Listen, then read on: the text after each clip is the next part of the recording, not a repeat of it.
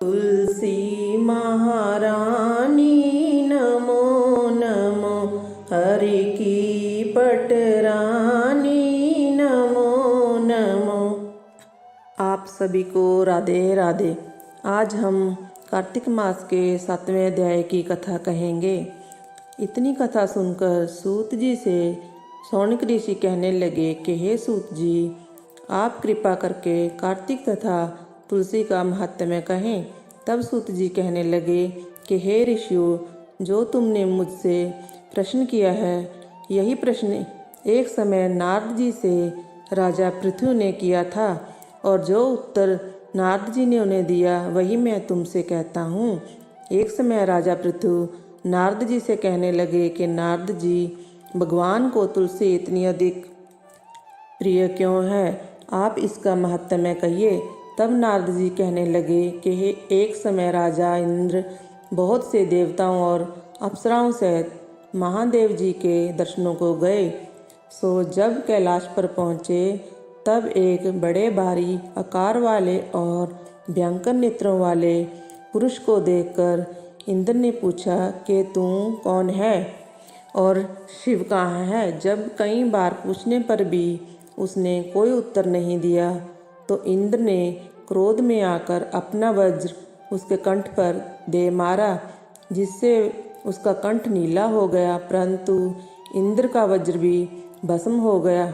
फिर उसकी आंख से ऐसी प्रचंड अग्नि निकली मानो इंद्र सहित सारे संसार को भस्म कर देगी।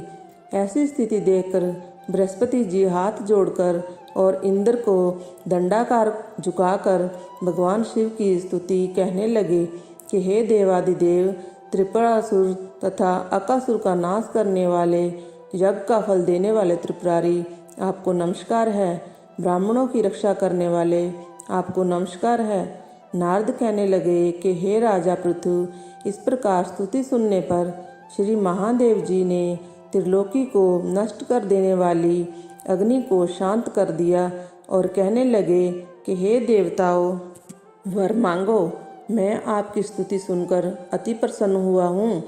हमने इंद्र को जीवन दान दिया, और हे बृहस्पति जी, आज से तुम्हारा नाम भी जीव होगा। बृहस्पति जी कहने लगे कि यदि आप प्रसन्न हैं तो इंद्र की रक्षा कीजिए और संसार को जला सकने वाली अग्नि जो आपके नेत्रों से उत्पन्न हुई है उसको शांत कीजिए। तब शिव कहने लगे कि नेत्र से निकली हुई अग्नि वापस कैसे जाए, अब हम इसको दूर फेंक देते हैं। ऐसा कहकर अग्नि को हाथ में लेकर समुद्र में फेंक दिया। वह आग गंगा सागर में जाकर गिरी और बालक बनकर रोने लगी। उसके रोने की आवाज़ से पृथ्वी कांपने लगी तथा 7 लोग बहरे हो गए। ऐसा आश्चर्य देखकर वहाँ पर आए हुए ब्रह्मा जी समुद्र की गोद में बालक को देखकर आश्चर्य से पूछने लगे कि यह बालक किसका है।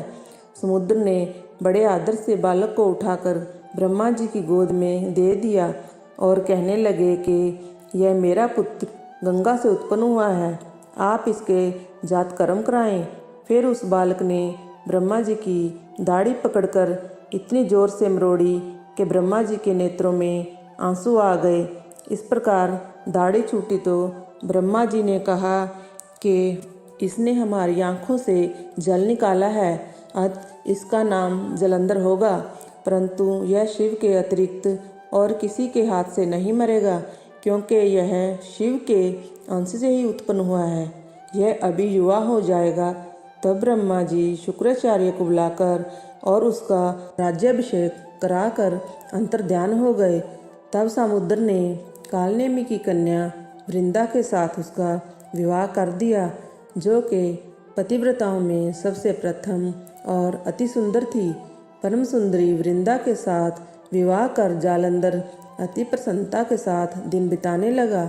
जब जालंधर घर आता तो वृंदा अपने हाथ से पंखा जलती, पाद्य, अर्घ्य, आचमन उसको अर्पण करती। वह अपने पति को नारायण समझकर उसकी सेवा किया करती थी। इतना कहकर नारद जी बोले, हे राजा पृथु, देवताओं के डर से जो सब दैत्य पाताल में भाग गए थे वह जालंधर का अभय पाकर फिर पृथ्वी पर आकर घूमने लगे। उसी समय जालंधर ने सिर कटे राहु को देखा तो उसने शुक्राचार्य से इसका कारण पूछा। तब शुक्राचार्य ने समुद्र मंथन तथा देवताओं द्वारा रत्नों के हरण की कथा सुनाई। इस प्रकार पिता का मंथन और दैत्यों का अनादर सुनकर जालंधर ने क्रोध में आकर घसमर नाम वाले दूत को बुलाकर सुधर्मा के पास भेजा। वह सभा में जाकर अभिमान पूर्वक इंद्र को नमस्कार ना करके कहने लगा कि दैत्यपति जालंधर ने जो कुछ कहा है वह सब तुम सुनो। हमारे पिता का मंथन करके जो तुमने रतन लिए हैं उन पर तुम्हारा कोई अधिकार नहीं है। वह रतन हमको वापस कर दो। घसमर के ऐसे वचन सुनकर इंद्र भय और विस्मय से कहने लगा कि समुद्र सदैव हमारे शत्रु दानवों की रक्षा करता है। हमने इसको मत कर रतन लिए हैं, इसलिए उन पर दैत्यों का कोई अधिकार नहीं है।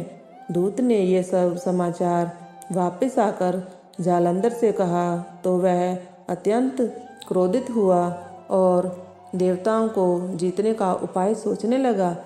उसने सब दिशाओं तथा पातालों में अपने दूत भेजकर सब दैत्यों को बुलाया और शुंभ तथा निशुंभ को अपना सेनापति बनाकर स्वर्ग के नंदनवन में जाकर इंद्र की अमरावतीपुरी को घेर लिया। तब देवता भी युद्ध के लिए बाहर निकल आए और अनेक प्रकार के शास्त्रों से देवताओं तथा दैत्यों में युद्ध होने लगा। वे सब एक दूसरे को मार मार कर गिराने लगे। सब तरफ खून बहने लगा। मरकर गिरे हुए घोड़ों और हाथियों से पृथ्वी भर गई। उधर युद्ध में मारे गए दैत्यों को शुक्राचार्य अपनी संजीवनी विद्या से जीवित करने लगे। इधर बृहस्पति जी द्रोणाचल की दिव्य शुद्धियों द्वारा देवताओं को जीवित करने लगे।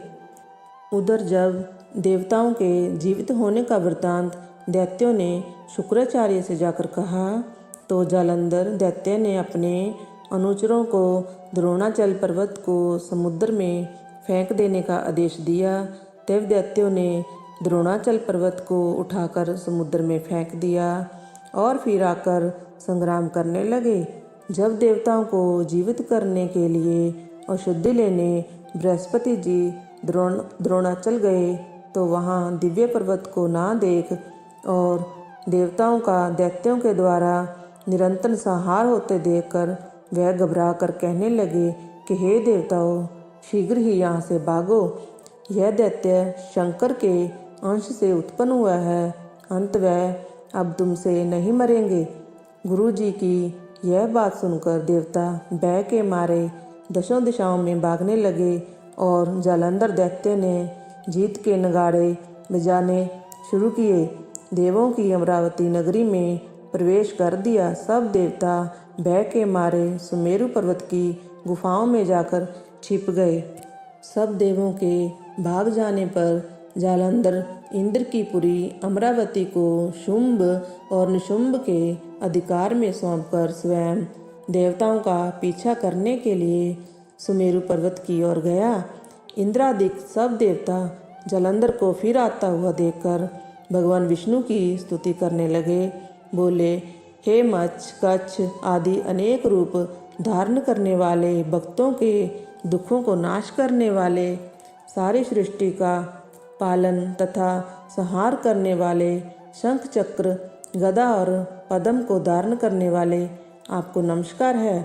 लक्ष्मीपति, दैत्यों का नाश करने वाले, पीताम्बरधारी, शरणागतों की रक्षा करने वाले, आपको नमस्कार है। जालंधर के दैत्य से दुखित देवताओं के संताप को हरने वाले, सूर्य और चंद्रमा दो नेत्रों वाले, आपको नमस्कार है। नारद कहने लगे कि हे राजा पृथु, जो कोई भगवान की संकटनाशक स्तुति को पढ़ता है उसके संकट नाश को प्राप्त हो जाते हैं। भगवान विष्णु देवताओं की स्तुति सुन और उनको दुखी जानकर शीघ्रता से उठ गरुड़ पर सवार होकर जाने लगे तो लक्ष्मी जी ने पूछा, कि भगवान आप कहाँ जा रहे हैं। तब उन्हें उत्तर दिया, तुम्हारे भाई जालंधर से पीड़ित देवताओं की सहायता के निमित्त जा रहा हूँ। तब लक्ष्मी जी कहने लगी कि भगवान मैं आपकी परम प्रिया हूँ, तब आप मेरे भाई को कैसे मारेंगे। तब भगवान ने कहा कि शंकर से उत्पन्न और ब्रह्मा के वचन से हम जालंधर को कदापि नहीं मारेंगे। ऐसा कहकर वह शंख चक्र और खड्ग लेकर जालंधर के साथ युद्ध करने के लिए चल दिए। जिस समय भगवान युद्ध करने के लिए गए तो बहुत से दैत्य गरुड़ के पंखों के वेग से ही मारे गए। पवन से पीड़ित दैत्यों को देखकर जालंधर को अत्यंत क्रोध आया और वह भी विष्णु के सम्मुख युद्ध को आया। उस समय भगवान विष्णु और जालंधर दैत्य को महाघोर युद्ध हुआ। आकाश मेघों की तरह बाणों से ढक गया। तब भगवान ने जालंधर के ध्वजा, छत्र, घोड़े और धनुष सब अपने बाणों से काट दिए। जालंधर ने भी गरुड़ के मस्तक पर गदा मारकर गरुड़ को मूर्छित कर दिया। भगवान ने उसकी गदा को अपनी तलवार से काट दिया। फिर दोनों में मल्ल युद्ध हुआ। जालंधर ने भगवान की छाती पर मुक्का मारा। उस समय भगवान और जालंधर के इस घोर युद्ध को देखकर सारा संसार भयभीत हो गया। तब भगवान विष्णु ने कहा कि हे दैत्यराज, तुम्हारा और हमारा युद्ध ठीक नहीं, क्योंकि तुम लक्ष्मी के भाई हो। तब जालंधर ने कहा, यदि आप प्रसन्न हैं तो मुझको यही वरदान दें कि लक्ष्मी तथा अपने गणों सहित आप मेरे घर में वास करो। ऐसा ही होगा कहकर भगवान लक्ष्मी जी सहित जालंधर नगर में चले गए। तब जालंधर देवताओं के स्थान पर सब दैत्यों को नियुक्त करके जालंधर नगर में निवास करने लगा और देव, गंधर्व, किन्नर, यक्ष आदि के पास जो भी रत्न थे वे सब अपने अधिकार में करके निशुंभ को शासन करने के लिए पाताल में भेज दिया। वहाँ उसने शेष आदि नागों को भी वश में कर लिया। इस प्रकार जालंधर देव, यक्ष, किन्नर, गंधर्व और मनुष्य सबको अपनी प्रजा बनाकर पुत्र समान तथा धर्म की नीति से उनका पालन करते हुए त्रिलोकी का राज भोगने लगा। नारद जी बोले, हे राजा पृथु, एक समय भगवान के दर्शन करने तथा जालंधर की राज्य लक्ष्मी को देखने के लिए हम भी वहां गए। इस प्रकार कार्तिक महत्व का 7वां अध्याय समाप्त हुआ। बोलो जय जय श्री राधे श्याम।